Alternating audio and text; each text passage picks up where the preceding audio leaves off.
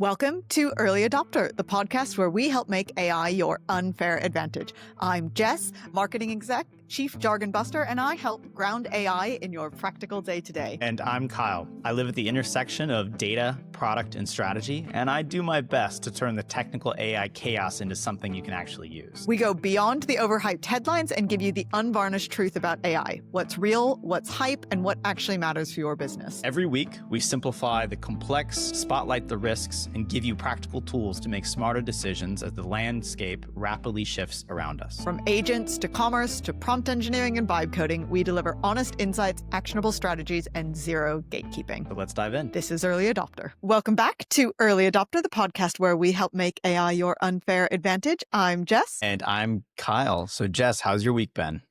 Well, I'm actually going to turn that question around on you because I think you've probably had a way more interesting week than I have because it has been Thanksgiving in the US. So how was your Thanksgiving? Yeah, my Thanksgiving was really good. It's a great time of the year. It's one of my favorite holidays, actually. I think we talked about it last week, all the food and elastic waist pants. Yep, I love it. I've been definitely been wearing my stretchy pants. I think I've had 4, maybe 5 Thanksgivings, between the Friendsgivings and the family Thanksgivings and all of that. So wow, that's yeah, intense. I think I'm done with turkey for now. You like get your fill for a while and it holds you over for the entire year. But yeah, that's fair.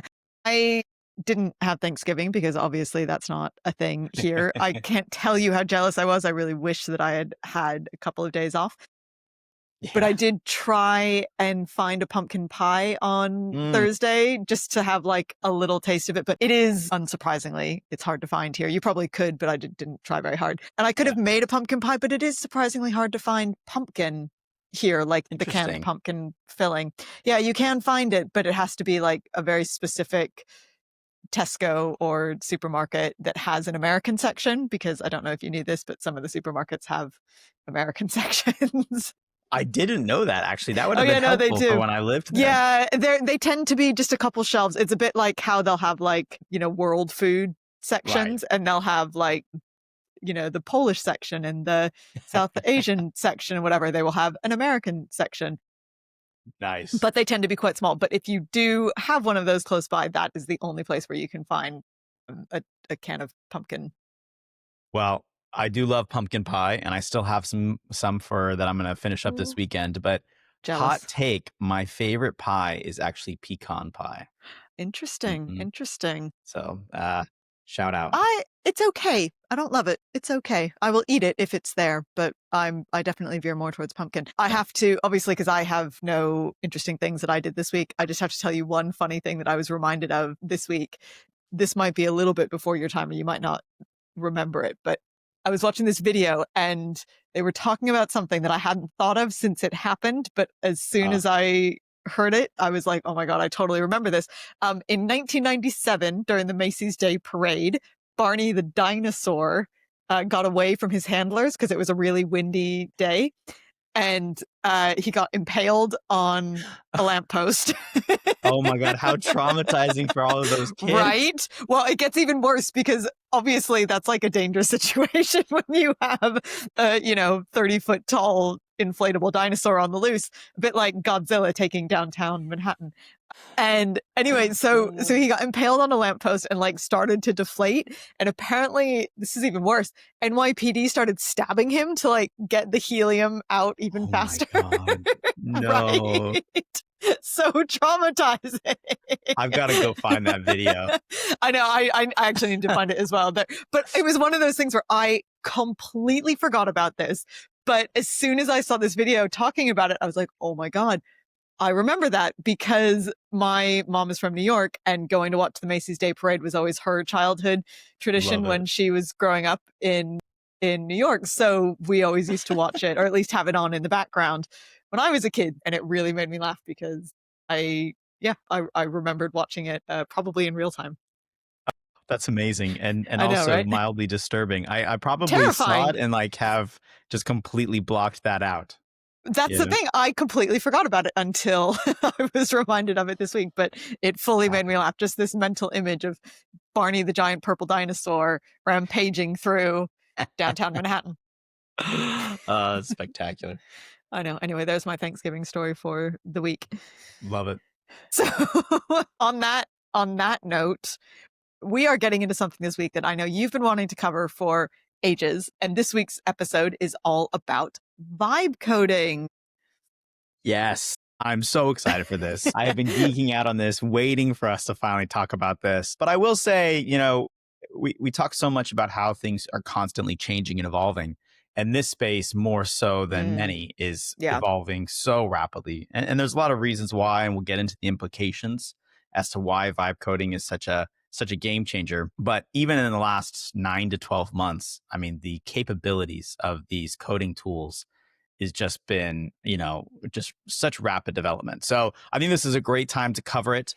Mm-hmm. There's so much that you can do. We'll give you some, best practices, some things to watch out for, how to get the most out of it, and how to think about it if you're, a business owner or entrepreneur. So I'm very excited because, I do this so much, but I also think it's really good timing for us to do it now. Obviously, the term vibe coding has been around for a little while now, but people really have been throwing out this term left, right, and center. And I'm going to jargon buzzer myself.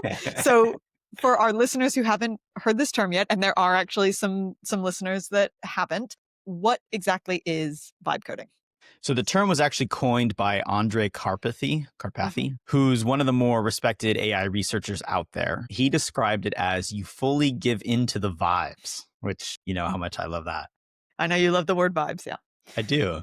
But it means you stop writing code line by line as you used to and just describe what you want, run it, see what happens, and then iterate. So it's actually very consistent with our always be iterating mindset. Definitely. It's very much less traditional programming where you, again, go line by line or you have modules that you're constantly building, and more just directing an AI to build your vision for what you want it to do. And we'll get a little bit more into like how that actually works, but just think about it as you're having this conversation and the AI is building code behind it. So vibe coding is becoming increasingly common, even in pretty big companies. Replit, which is a browser-based coding tool, their CEO revealed that 75% of their users never write a single line of code anymore, which is crazy. They rely entirely on AI. And so we're really starting to see these startups go from idea to working prototype.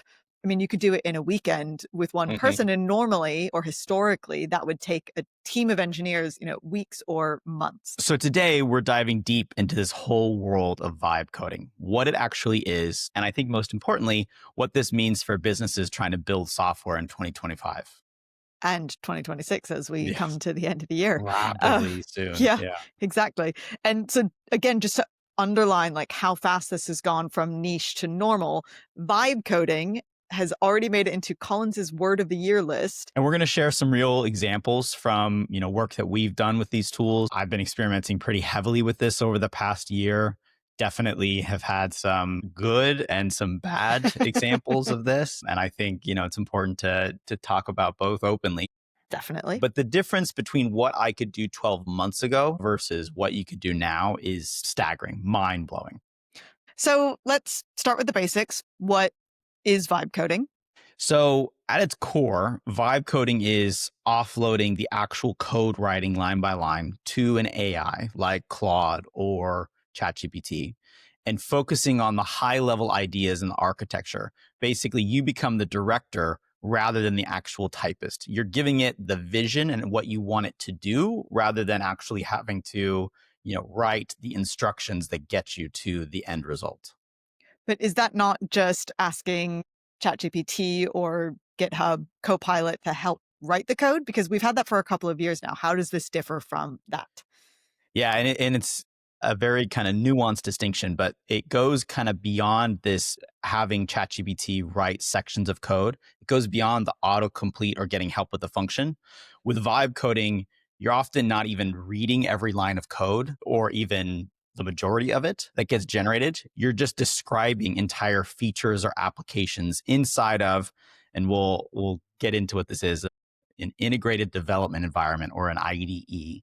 And there's a little bit of a jargon thing there, but you're just writing what you want it to do, and the AI generates everything. And then you get it working inside of a development environment to test that it does what you want it to do. So you're just verifying the output. You're not looking at any of what it's actually producing. I think the scale of it is what makes the difference, because it's like the difference between having a spell checker that suggests words, which is what you would have with ChatGPT, versus having an AI write an entire article for you.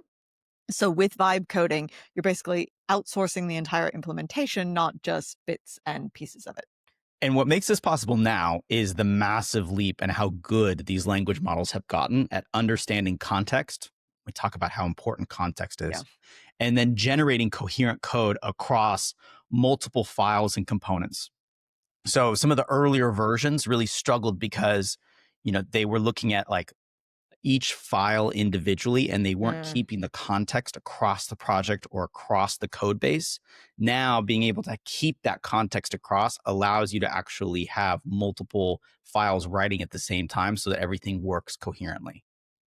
And I think we also need to reiterate, there is actually a research paper called Good Vibrations, brilliant name, where they interviewed developers and analyzed a ton of real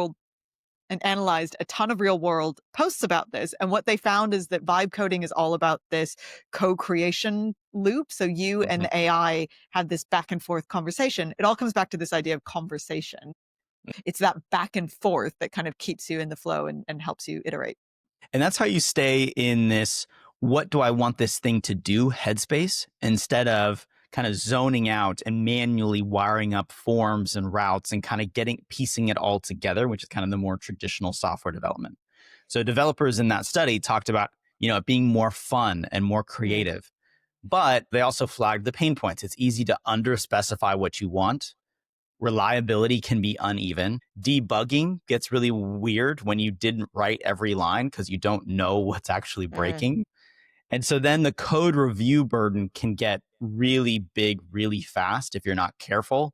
And you might get, down the line and think to yourself, well, how am I going to actually fix this thing? Because I don't actually know what's happening underneath the hood. And that's a real problem.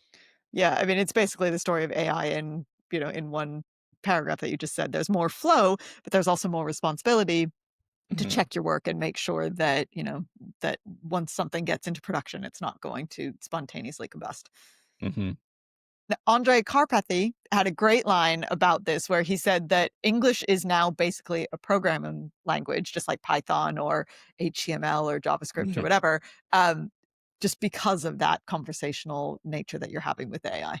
Yeah, it's kind of interesting to think of English as a programming language. I spent so long trying to learn programming languages. God, man, seriously. I mean, it really is like learning another language when you're learning these programming languages.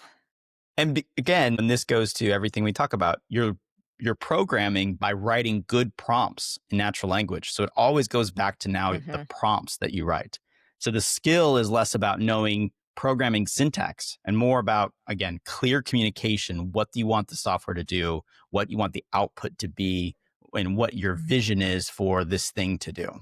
Okay, so I have a question. For you, what does a vibe coding session look like? Because I know how I was vibe coding, but you are much deeper in this stuff than I am. So walk me through how you would actually do it. Typically, a vibe coding session is I go in, I open up my tech stack. We'll dive into that as well. And I'll just start describing what I want. So this can be a paragraph, it can be a sentence, or as we'll get to with markdowns, it can be multiple pages of project structure. But you describe what you want, and then the AI builds it. And as it builds each section and chunk, you then steer the vibe effectively of where you want it to go and what you want it to do. So if I'm building like a task management app, for instance, I don't start with components or frameworks like you would with traditional development. I start with one sentence. I want a clean, minimal task app with a dashboard, filtering capabilities, and a pop-up modal so that I can add tasks. And then I would probably say, give me the plan first. I want to see the project plan.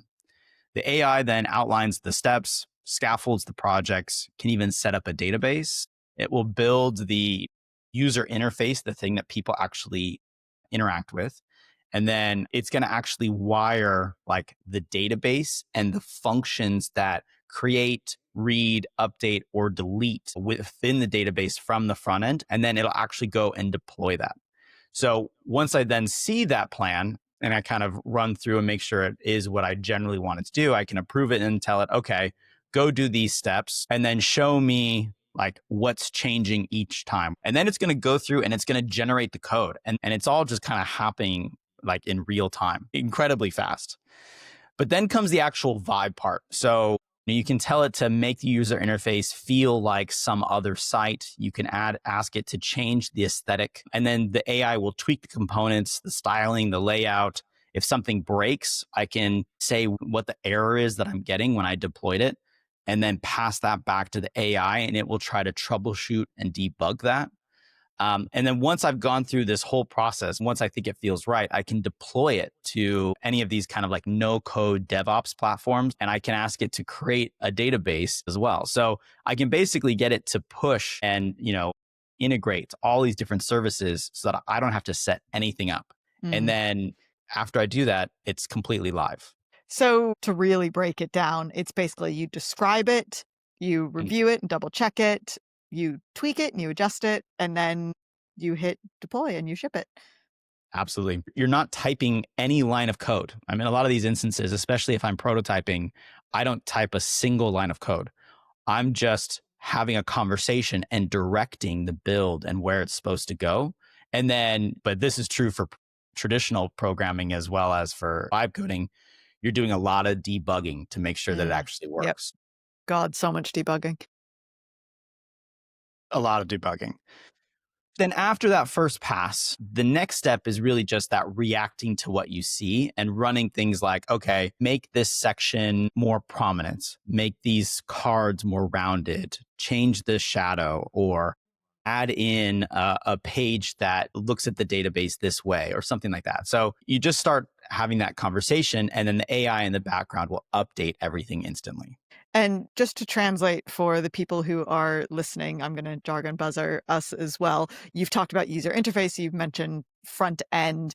In that instance, you're talking about the part that the users actually interact with. So if you think of something like a website as a restaurant, the front end is like the menu that you as the customer interact with and the table that you sit at.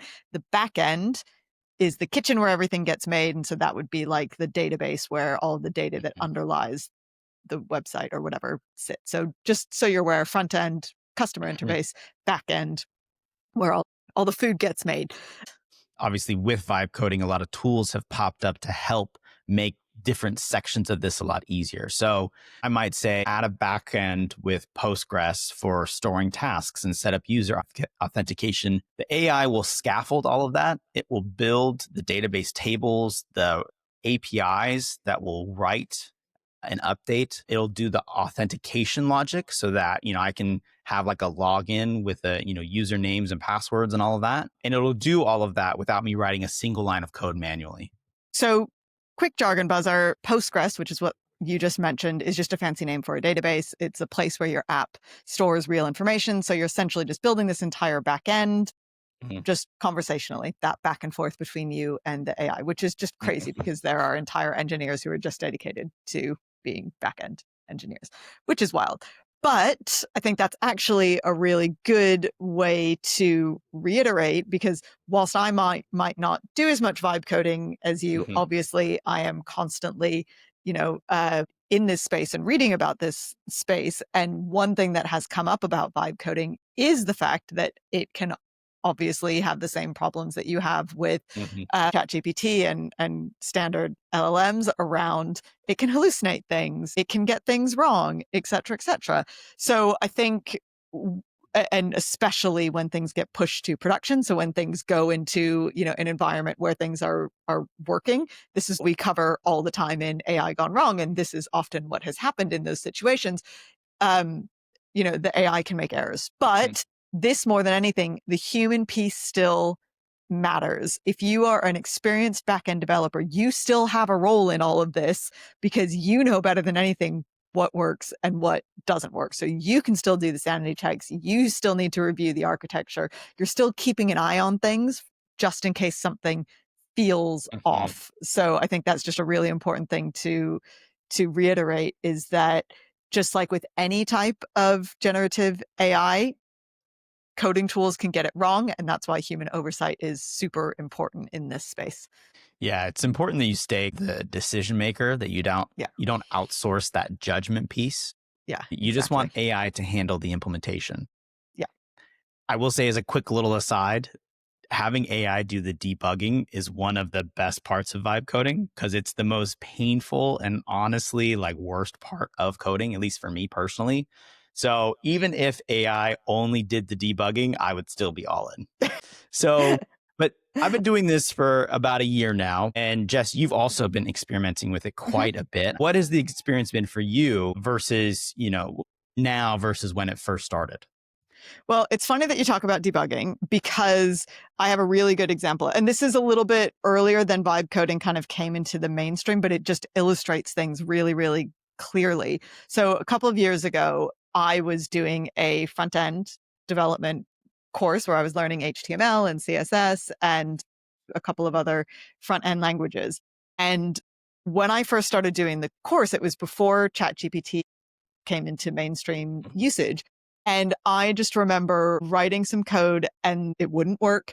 And I would get stuck on it for like an hour, just line by line, trying to find the missing semicolon or like the wrong,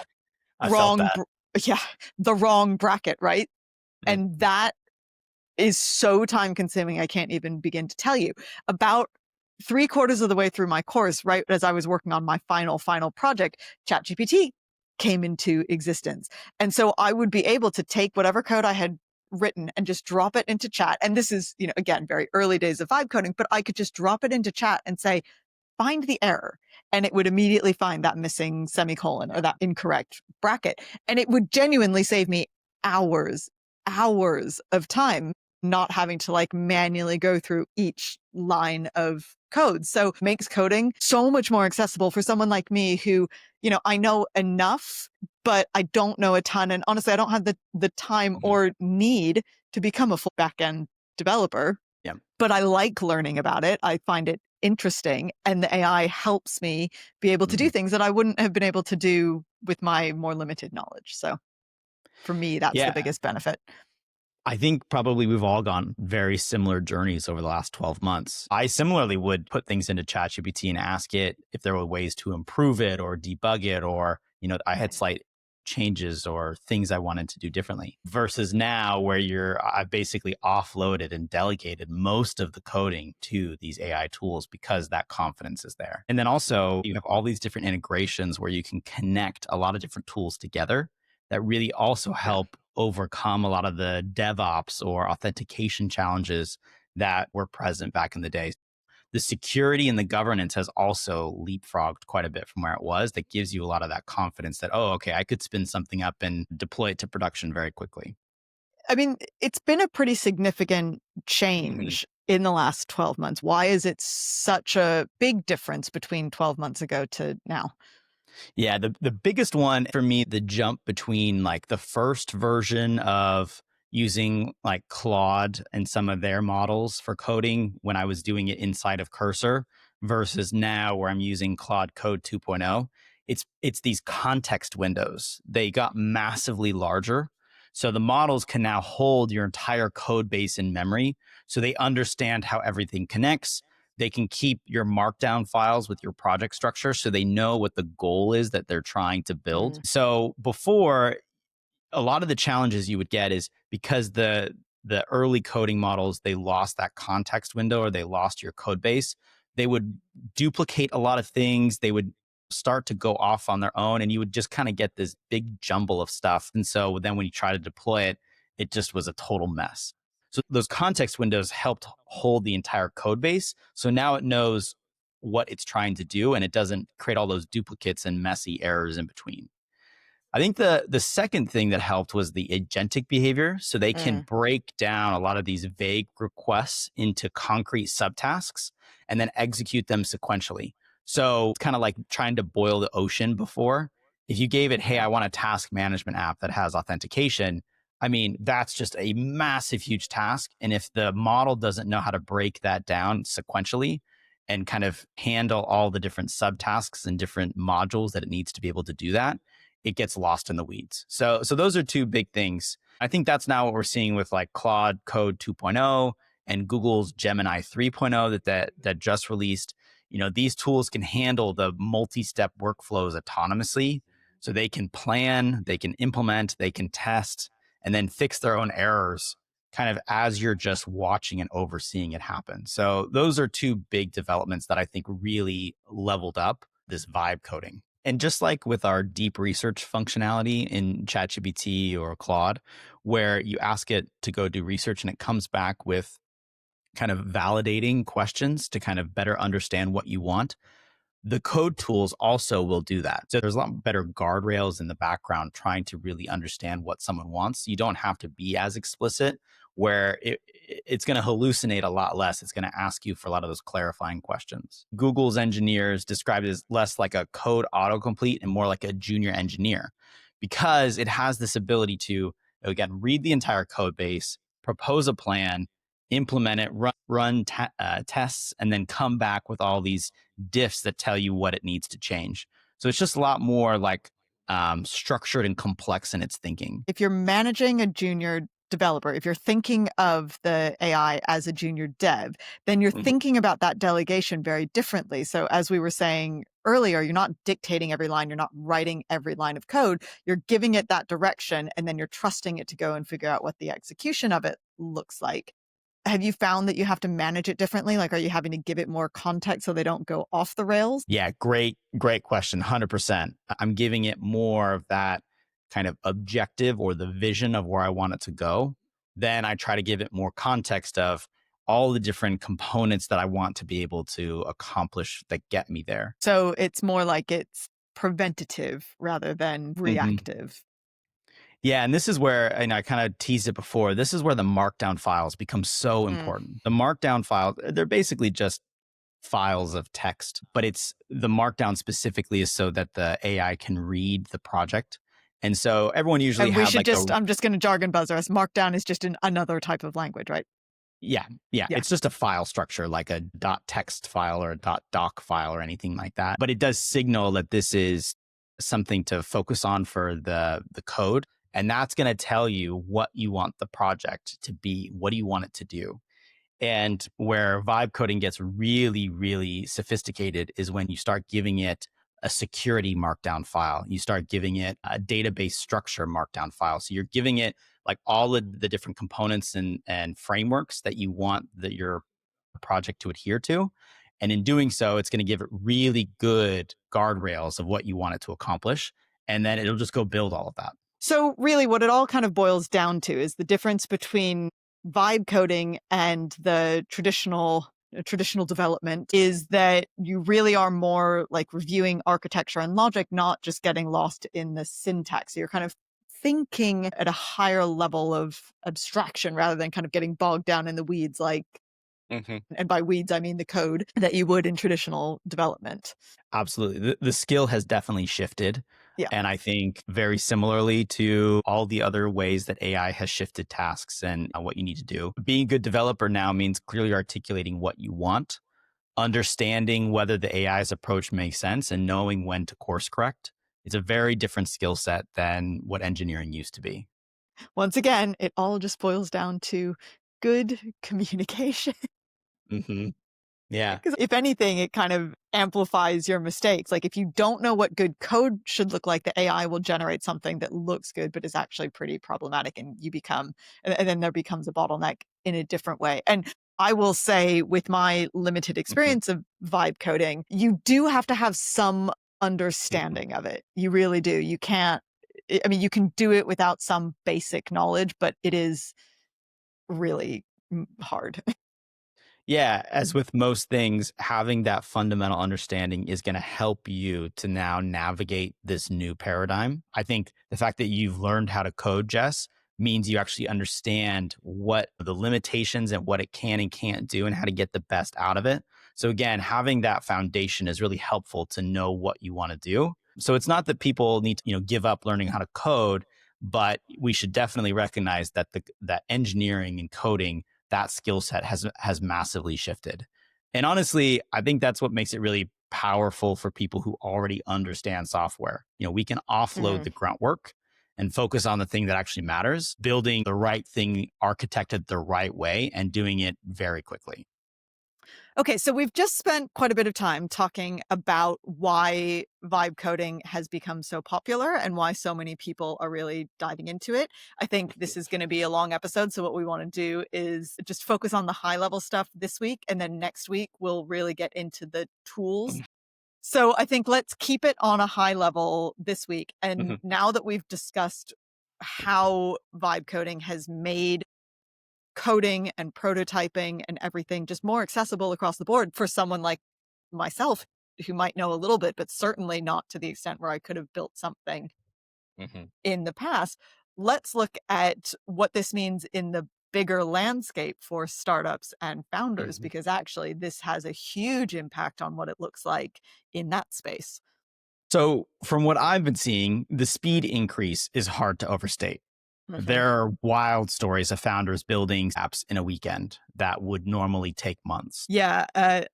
I was reading something about a developer who was talking about how he vibe coded $20 million Y Combinator app in a weekend. And it wasn't production ready. I think this is the important thing to note, is that a lot of these are just MVPs, minimum viable products. So like the bare minimum of what you would need to make something work. But the fact that he was able to do that in a weekend is crazy, because historically that would have taken teams of developers and it would have cost an absolute fortune to even do that MVP. To level set expectations, there's obviously the examples of, building a whole app in a weekend. And I've talked to a lot of founders who have talked about what they've been able to build in a really short amount of time. But I think to level set, what is very clear is you can prototype an MVP very quickly. You can get something that looks pretty good to test out an idea and then potentially go test the demand of what you've built very quickly. So this whole idea that we need to go raise a bunch of money to build something and go spend a couple months to do that before we can ever talk to our customer, that is now no longer the case. I even just think about if we had been able to do this with our startup that we had been working on 5 or 6 years ago, who knows if it would have survived, but we certainly would have been able to get a prototype up and running and actually get it in front of some customers and getting people using it much, much faster than we were able to at the time. I think that would have made a really big difference for us, just to be able to spin up an MVP version. Absolutely. Being able to test demand really early on is so important, and understanding what your actual product solution fit could be, it can really help startups with that process. Yeah. So I think in general, we're going to start seeing a lot more startups, especially as there's so many people who've been laid off from big tech. You can test features much easier. You can experiment a little bit more. So the cost of trying something now is measured in hours of your time, not months of an expensive developer's time. So that is very interesting. Yeah, that barrier to experimentation drops to almost zero. And that's a very fundamental shift. I still think there's, some potential quality issues. As we said, this is better for prototyping or for an MVP rather than full production ready versions. But purely just the fact that you can spin up a prototype in a Yeah. matter of, days, weeks versus months, years really starts to change the landscape. Yeah. And it's not just startups. Big companies are doing this too. I think Salesforce launched an enterprise vibe coding tool. So they're letting their product managers and business teams build proof of concepts without waiting for engineering resources. It actually changes who can be a builder in Mhm. an organization, because historically, that's been pretty limited. I personally believe that's a very positive change. There always used to be this kind of rub between product and engineering. Mm. Product people wanted certain features and wanted to test things out, and engineering had a certain interpretation of how that I would mean, that's actually. historically the relationship between Yeah. product and the developers. But now both of those parties can be both builders. So the Mhm. product people can bring their vision to fruition, and the engineers can maybe start to build a lot more of these features of things that they thought always should have gotten into the product. And then you can test it very quickly. So now we have a really good way to understand demand right off the shelf. You and I always talk about the fact that AI can democratize tools. Hmm. And I think that this is the perfect example of it because it allows, again, just keeping it within an enterprise environment, it allows people that perhaps wouldn't have had the Hmm. skill set to build something prior to this. It allows them to build. And actually, I guess that's true for founders and startups as well, because that is a huge barrier. Hmm. And if you don't have the money to throw at a development team, you often can't get your thing, whatever it is, off the ground. Yep. And this allows you to do that, which is just a huge step forward. Yeah. So, product managers, designers, I'm really excited that Yeah, designers will be able to build definitely. things, right? Because taking their ideas into space, I've got like I'll do a very quick segue around this. I was using Lovable to build out a prototype just to get kind of my ideas of what I wanted an onboarding flow to look like to then give to a designer. And then the designer took that and actually it gave her a much clearer sense of what I was trying to achieve. And then she took that and used the same tools to do something way better that made way more sense. So, getting these domain experts who understand a problem but never learn to code, unlocking them to build more product, I think is going to be fascinating. Lovable CEO talked about this, these super creative brains in companies who've always had ideas but couldn't execute them because they didn't know how to program.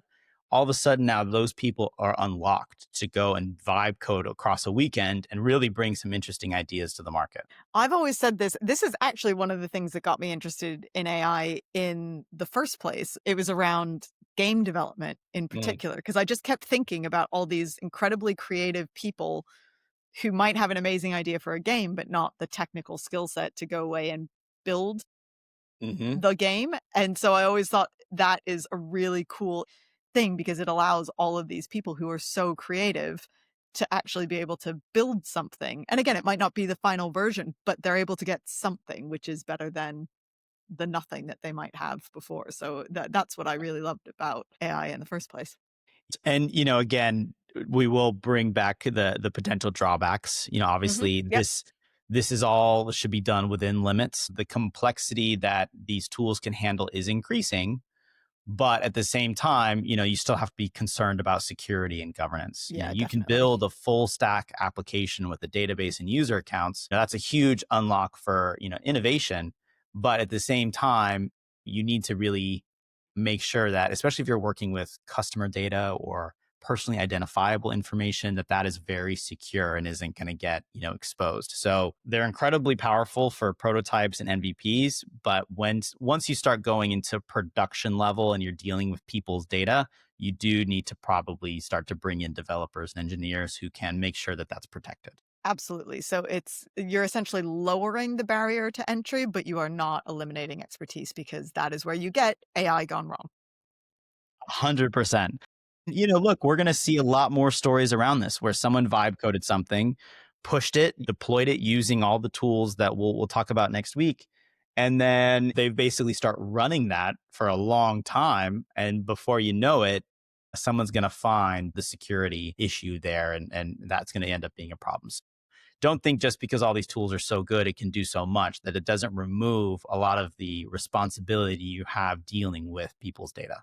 So let's move on to what we think this looks like for the wider startup landscape, Hmm. because I think that this is really going to shift what the entire startup landscape looks Hmm. like. Because VCs are now expecting founders to have a working prototype, whereas before they probably could have just said, hey, here's the idea, give me money to go build it. Now they Hmm. actually have to have something. There's a great case study. Mhm. There's a company called Base 44. Solo founder, he vibe coded the app, bootstrapped it, and then sold it to Wix for around $80 million. And he did all of this in, I think, like less than 6 months from launch. So, for those of you who are not aware, Wix is a website builder, a no code website Hmm. builder. But I think what's particularly interesting around that is what he's been saying after the sale of his company. He's been really clear that vibe coding tools are easy to copy on the surface. So, like the whole, you type a prompt, you see the interface appear. That's the easy bit. The defensible stuff, and Hmm. in the startup world, defensible means really the thing that sets you apart and the thing that means that someone else can't copy you. That is the infrastructure under the hood. So your databases, your authentication, your analytics, your governance, all the things that historically have Hmm. made you really valuable. That still remains the case. You still have to have a solid infrastructure. And it's a really important but useful nuance for Hmm. founders. Your moat or what's defensible isn't we have this cool UI because to a certain extent, UI now is democratized. You can ship that in a few weeks. Your moat is going to be the boring stuff like you talked about, reliability, integration, data, Hmm. all of that. And then actually, I think what's going to become the biggest defensible moat is your distribution. So this is how you actually sell to people and then how much you sell to people. So the more, network effects definitely help here where you get a lot of people on the platform, you have a lot of data, you have a lot of people using the system.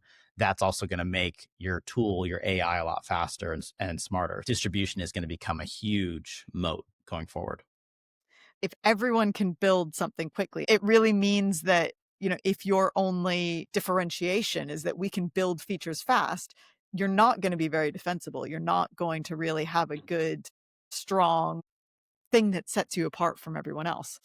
The unfortunate bit is the expectation now of how quickly you can Mm. push new features, though, has just ramped up. So, unfortunately, founders do have to deal with the fact that the market has changed and the expectation of what you can ship and what you can do is a lot higher. Differentiation can come from a lot of places. Network effects, data, community, or building like Mm. obviously a brand is super important. All of those are going to become more and more important as software becomes really easy to replicate. So it's easier than ever to be a startup, but it's also harder than ever to then scale that startup, if that is like a clear differentiation I can make. It absolutely makes sense. So let's talk about where we think this is going in the long term. Like, do we Mhm. actually think that vibe coding is going to replace traditional coding? We've kind of been implying this that it doesn't replace it so much as Hmm. transforms or evolves it. We're seeing a shift where routine coding tasks are getting automated and developers are shifting their focus to more architecture, security, and ultimately like the project and the objective, we want it to do. Those are the things that AI can't really do for us. That's our kind of oversight, or that's like our perspective on all of this. And so, again, I think just coding is shifting to focus more on that objective rather than actual like writing code. Yeah, and that's a completely different type of work. And my main concern about this, and this is something that we talked a little bit about in our episode about jobs, is that it's really going to hit new developers Mhm. hard. Because, like, how can you gain the experience and know what is good and what is bad if you haven't had that time to get in Mhm. there and do it? And I think it's actually going to cause like, I think a lot of these big tech companies are very short-sighted at the minute because they're all thinking about the senior execs and blah, blah, blah. But like, what happens if you get rid of your entire Mhm. pipeline of future senior execs? Your True. current senior execs are not going to want to work forever. And there's a real big question around whether developers should even be learning how to code. Like, is that Mm, even something you should study? Now, my high level answer is yes, because my take is that you still need mm. to understand the fundamental. You It's still need to everything we were understand talking about, right? Like, exactly. I would have struggled to go in and do some of the things that I've played around with if I didn't Mhm. have a basic understanding of what a JSON file is or how Oh, your yes. Python data structure works. Like, if I hadn't done my Python course this past summer, I wouldn't have understood any of that, and everything just would have broken immediately. Yeah, I mean, data structures. You don't So really important. understand that fundamentally unless you've, pound your Been head in the against the wall for a while, been in the trenches. exactly. Yeah. And also like the AI does get stuck, right? And Yep. it does have issues and you need to have that conversation to be able to get your way out of it. And so that's where understanding how the code works and understanding what code can and can't do is really helpful.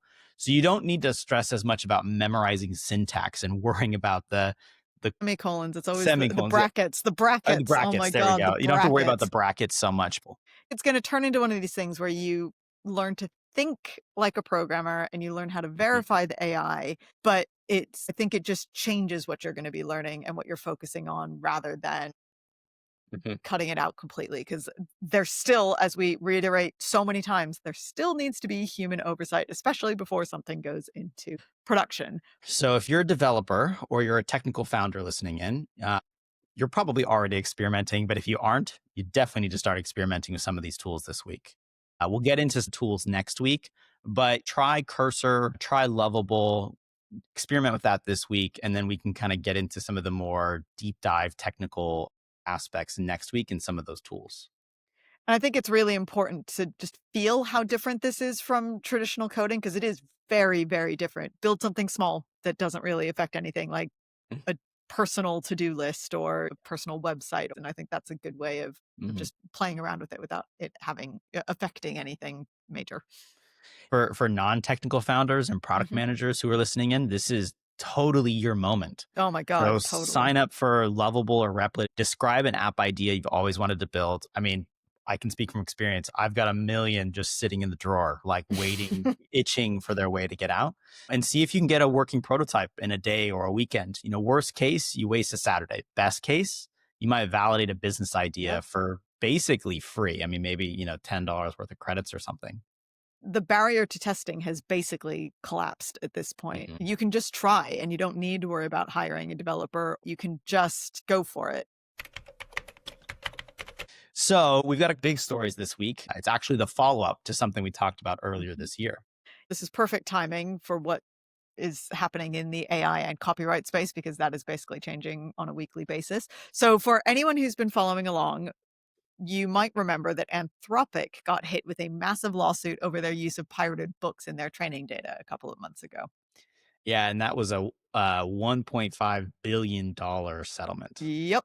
Yep. So you would think that other AI companies would learn from this, but apparently not, because now OpenAI is in the exact same boat. And actually, I think they might be in a worse position than Anthropic is or was. So a judge just ruled that OpenAI has to hand over internal communications, so Slack messages, emails, about why they deleted 2 data sets of pirated books called Books 1 and Books 2, which, okay, that's hilarious because it's like, isn't that like the default name when you go to save like a document? It's like sheet Totally. 1, sheet 2, books 1, Yeah. books 2. Like they didn't even save the thing. My gosh. Exactly. So, what's particularly damning about this is the fact that OpenAI has been saying that these data sets were never used for training and they deleted them back in 2022 because they weren't being used. That's the key phrase there. The problem is, and this is where I think it gets interesting legally, by publicly saying that was the reason, OpenAI waived their right to keep those internal communications private under attorney-client privilege. It's a little bit like they had tried to have their cake and eat it too. Because on one hand, they're saying, oh, we deleted those for non-use. We didn't use those for training our large language model. That is not privileged information. But then when the author is asked to see the Slack messages that backed all of this up, they said, oh, no, actually, that is privileged. And the judge was basically like, yeah, nice try, but no can do. This is why you don't use ChatGPT for your legal One advice. hopes that OpenAI is not using ChatGPT for their legal advice. Right. And look, the judge called them out for it, right? So I think the judge said OpenAI has been a moving target with their privileges assertions. Yeah, which in legal speak basically says you're messing with us and we see it. Judges don't take kindly to that. So now OpenAI has to turn over all of those internal communications where the employees were discussing clearing or removing those data sets. There are literally Slack channels called Project Clear and Excise LibGen. And if you remember, LibGen is that pirated book site that they all have gotten their training data from. So oops. Yeah. So they were actively tracking that these came from Library Genesis. Yeah. So the authors have receipts. They have all of these internal communications. And the thing that's really bad for OpenAI is that these communications could be used to prove that OpenAI committed willful infringement. Now, your dad's a Yeah. lawyer. You explain this one. Yeah. Growing up, this is where my lawyer hat comes in handy. Yeah, So exactly. the willful matter is really important because if a court finds willful infringement instead of regular damages, they can award statutory damages. That's where you start getting, $150,000 per work. So, Oof. not like an overall settlement, but then you start getting to like by work Yeah, statutory damages, which can become massive. exactly. So, as an example, if the Books 1 dataset had 63,000 titles and Books 2 had 300,000 titles, that's 150K per title. So that is billions in potential exposure. Anthropic ended up agreeing to 1.5 billion settlement with authors. And that was, I think, the biggest settlement in history. Yes, that's right. The largest copyright recovery we've seen so far in the AI era. So OpenAI is potentially open for even more. Yeah, and that's the immediate problem. But then the secondary one is if the court determines Yeah. that OpenAI deleted these data sets specifically to hide evidence once litigation became foreseeable, they can then instruct juries to assume that the deleted evidence would have been unfavorable to OpenAI, and that's going to cause even larger issues. Yeah, I mean, it's basically like the evidence itself became evidence of wrongdoing. Yeah. So they're appealing, obviously, and they've asked for a pause on the discovery order while they seek review. But unless a higher court steps in pretty quickly, they're going to be handing over those documents and emails. Yeah. So watch this space. This is potentially a really, really, really big issue for Mhm. OpenAI. So our news story was a little bit of an AI gone wrong, but Yeah, it sure was. we've actually got two more AI gone wrong stories this week, which just kind of shows you how quickly things are developing. But both, I think, are pretty spectacular in different ways. So the first one is Deloitte, which is one of the big four consulting firms. Wait a They have second, just Jess. Didn't we already cover I Deloitte? was going to say, they sound familiar. This is another story from Deloitte. They got caught serving a $1.6 million healthcare report to the Canadian provincial government that is, you guessed it, riddled with AI errors. So this is going to sound familiar. We're talking completely fabricated academic citations, made up papers, authors who didn't actually write what they're being credited for. Yeah, that one's the killer. I believe one of the professors who was cited in a paper was like, I never actually wrote this. But you might remember that this is not the first time that Deloitte have gotten in trouble for this exact issue, because just a few weeks ago, Deloitte had to partially refund the Australian government because a report they did was full of AI errors and made up references. So unfortunately, this is now a pattern, and they haven't really learned anything from the prior issue or built in safeguards and guardrails for a lot of this. So they got caught in Australia. They partially refunded that amount. And then unfortunately, their Canadian counterparts did the exact same thing. And when questioned about it, their response was classic corporate deflection. They said AI wasn't used to write the report, it was just selectively used to support citations. Selectively. Yeah, I'm not really sure. That's No, the best defense in the world. no. But, again, we're all using AI to write, but you Yeah. have to check your sources. And, you can't be using hallucinated fictional papers. The worst part of all of this is that they're still defending the findings, even though the evidence that has supported this is completely made up. It's really bad. Yeah. No, and look, it goes to the transparency. You have a pattern here of deception, right? They kind of needed to be honest and own up to this. They could have said, we used AI in this process. Here's what we did. Here's what we checked. Here's what we got wrong. Instead, they're trying to minimize it and keep getting caught in multiple ways. Yeah. And the bigger problem is that their clients, who in this particular instance are two separate governments, are now cottoning on to this, and they're going to be Mhm. really conscious and wary of this, which is pretty Yep. severe brand damage. And that is, going to cause a lot more longer term issues than just admitting that they were wrong. Yeah. Yeah. Okay, so we've got one more AI gone wrong that we thought was particularly timely given this time of year. Obviously, it's Thanksgiving this week, as Yep. we talked about earlier. And food creators everywhere are freaking out because Google's AI summaries are destroying recipe searches.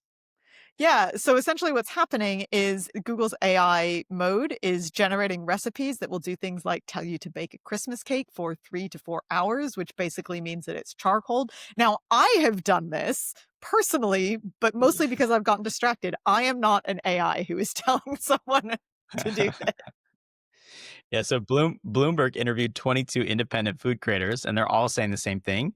Recipe slop is everywhere Yep. now. So you search for Thanksgiving turkey, and you'll get an AI generated summary that gives you insane cooking times or ingredient ratios that don't make any sense. So, according to these food creators, cookie recipes are coming out like cloying lumps of sugar. I mean, could be worse. Baked goods are turning into charcoal. People are essentially ruining their Thanksgiving dinners because they followed an AI generated recipe. And food content creators are up in arms. So Yep. the recipe developers built their entire business on Google traffic, and now they're getting crushed by the AI slop that's competing for the same search results. So this is not too dissimilar to what is happening with the publishers. This is not just a food creator problem. It's just that or a content creator problem.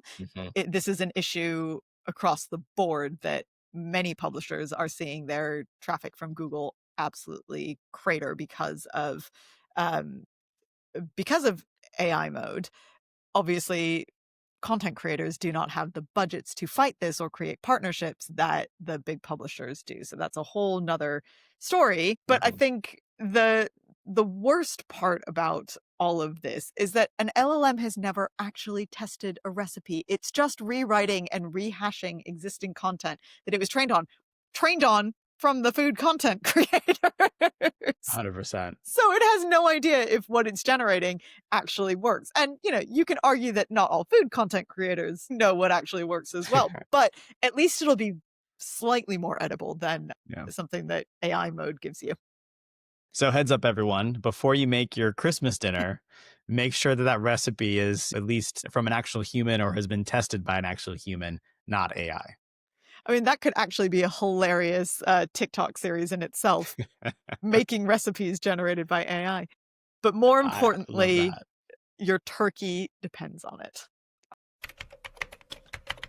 All right. So to wrap up this episode, we've covered a lot of ground today. Vibe coding is already fundamentally changing how software gets built.